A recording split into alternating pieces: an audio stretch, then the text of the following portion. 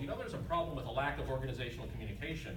In and of itself, that's fine, but when you make a proposition, the lack of X decreases the lack of Y. Well, what the heck is a decrease of a lack of a, and then smoke comes out of people's ears, and the survey results are inaccurate. So, we need to refine that and come up with some principled methods to make sure that the inputs don't screw that stuff up.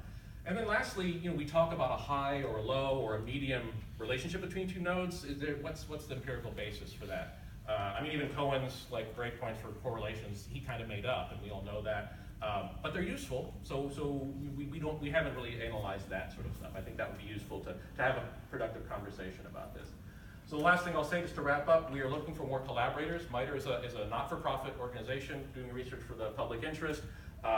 We want other people to be using this stuff, and we're not really in the business of software development. These are experimental tools. There's a lot of people who could make these tools a lot more robust, get them out there into the world. So industry, government, academia, please reach out to me afterwards or send me an email. We really want to get this into more people's hands to make it better and to use it across all decision-making domains. And here's some papers covering that sort of stuff, and I'd be happy to provide that to you. I'm sure I'm out of time at this point. So thank you very much.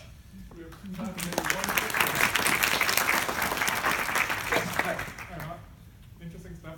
Thank you. I'm curious whether you have actually used this in terms of crowdsourcing for public policy debates.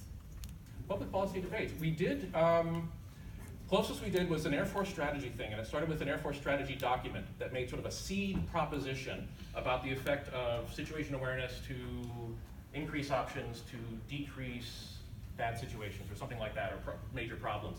And so we had experts that elaborate on all the factors that could influence that stuff, and then at a strategy level, we were able to analyze policy decisions. Actually, we did one with weapon systems as well, policy level decisions on whether or not to share weapon systems with other nations and things like that. And you can do that what-if type analysis and say, oh, you know what? Doesn't matter what we do, this will never persuade people to fill in the blank. I'm just thinking gun control. Yeah, I think this could apply across a lot of domains. Obviously we do mostly government work, a lot of DoD stuff, but you're absolutely right. There's plenty of healthcare, all sorts of stuff that can be utilized here.